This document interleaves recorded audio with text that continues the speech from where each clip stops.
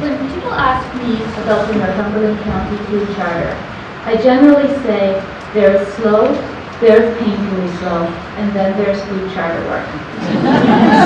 The food charter actually took us 2.5 years from idea to endorsement.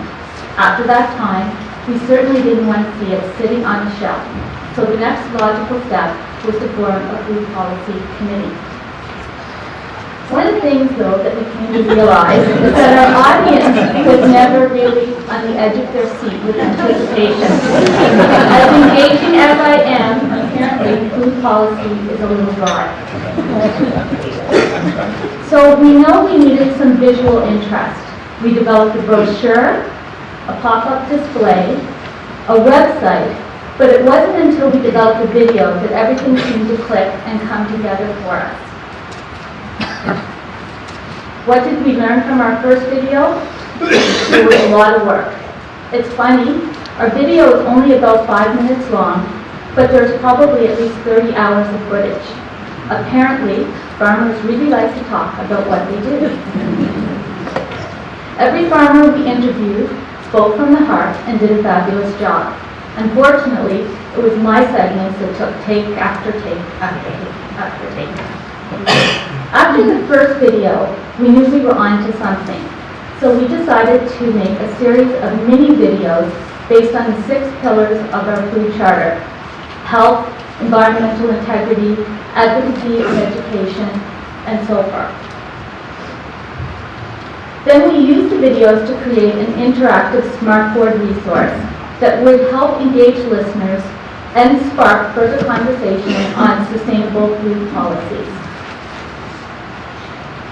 The goal of this activity is to understand that if every household in Northumberland spent just $10 per week on local food, this would put $16 million into our local community. I know it's a little difficult to tell from these slides, but all of our activities are very interactive. Some require you to drag and drop, some tap to uncover, or in some cases you can draw directly on the board. Our goal? Keep our audience engaged. Meet the Port Hope Super Sisters. They prepare homemade soups for a local food cover. Their lesson? It isn't just about giving people food. It's also about sharing recipes, teaching skills, and connecting with people. Outside the Community Health Center, we see a garden with lots of little helpers from the adjacent elementary school. The lesson: children who are engaged in gardening learn to appreciate where their food comes from.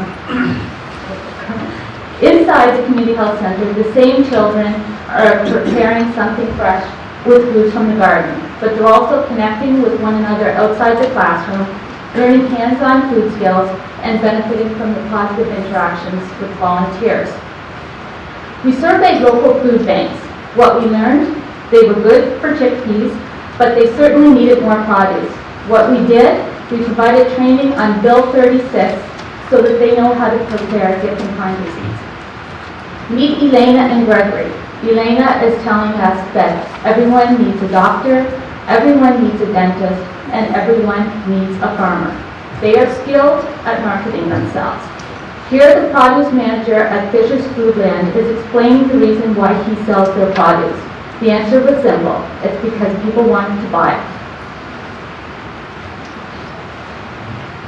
So think of Christmas. We all know at least one family that will do this to find the perfect Christmas tree. That same family will probably take the time to drive from farm gate to farm gate in search of the freshest foods.